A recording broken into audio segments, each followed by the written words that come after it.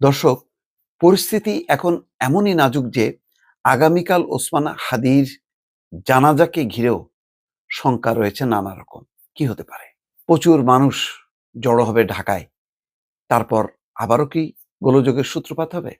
ওসমান হাদির মৃত্যুকে ঘিরে সারা দেশ যখন শোকাহত, মানুষ যখন শোক করছে, অসংখ্য মানুষের চোখের পানি ঝরেছে, তখন একদল উগ্র হাদির কথা বলে, হাদির যে দর্শন, সেই দর্শনকে তোয়াক্কা না করে বা সেটাকে পাত্তা না দিয়ে হাদির মৃত্যুকে পুঁজি করে এমন কাণ্ড ঘটানো হচ্ছে, যার সাথে হাদির তার যে রাজনৈতিক লক্ষ্য, তার যে বক্তব্য, কোনোটাই মেলে না। ইতিমধ্যে দেখেছেন যে হাদি প্রথম আলো সম্পর্কেই মৃত্যুর কিছুদিন আগে বলেছে যে প্রথম আলোর সামনে কেন প্রতিবাদ সমাবেশ হচ্ছে? প্রত্যেকটা গণমাধ্যমে নিজস্ব পলিসি আছে। আপনারা প্রথম আলোর মতন 10টা প্রতিষ্ঠান করেন, করে আপনারা সেটা নিয়ে প্রচার করেন।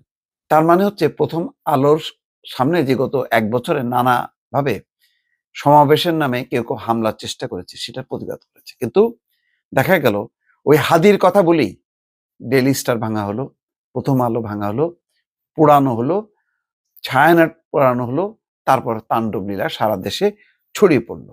এই রাজনীতি কি হাদি করতো? এখন এই যে মহল বিশেষের তৎপরতা, সেই তৎপরতার ব্যাপারে সাংবাদিক জুলকারনাইন সায়ের একটা পোস্ট দিয়েছে। পোস্টটা উপেক্ষা করা যায় না এই কারণে যে জুলকারনাইন সায়ের যথেষ্ট রকম তথ্য অনুসন্ধান করে, অনেক গোপন হাড়ির খবর সে বের করে নিয়ে আসে।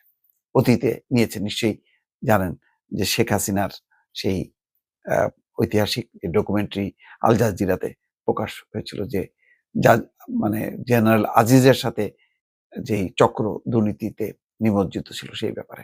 জুলকারনাইন সায়ের জানাচ্ছেন, আগামীকাল ওসমান হাদির জানাজাকে কেন্দ্র করে সারা দেশ থেকে ঢাকায় লোক জড়ো করে বিপ্লবী সরকার গঠনের ষড়যন্ত্র করছে একটা চক্র।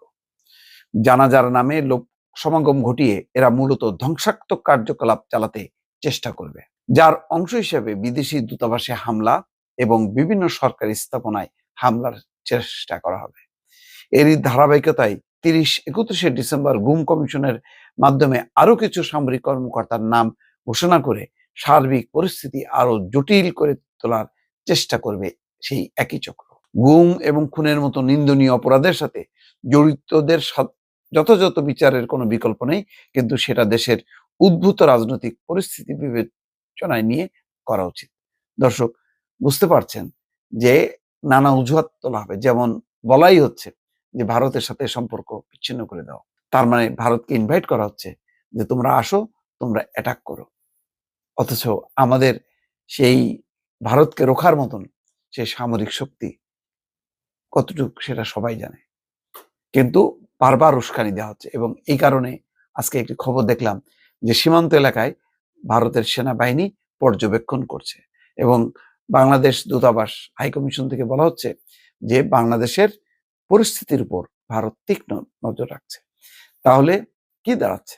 দাঁড়াচ্ছে হলো এই যে নির্বাচন যাতে না হতে পারে এবং তারেক রহমান আসার আগেই এমন একটা অস্থিতিশীল পরিবেশ তৈরি করে কেউ কেউ মনে করছে যে 5ই আগস্ট পট পরিবর্তনের সময় যেটা করা সম্ভব হয়নি, এখন হাদির মৃত্যুকে ঘিরে এই সুযোগ আর হাতছাড়া করা যাবে না। এখনই একটা পরিবর্তন ঘটাতে হবে, বিপ্লবী সরকার গঠন করতে হবে, সবকিছু তছনছ করে ফেলতে হবে। এমন একটি উগ্রপন্থার একটি পরিস্থিতি, যেটা জুলকারনাইন সায়ের তার পোস্টে উল্লেখ করেছেন। দর্শক।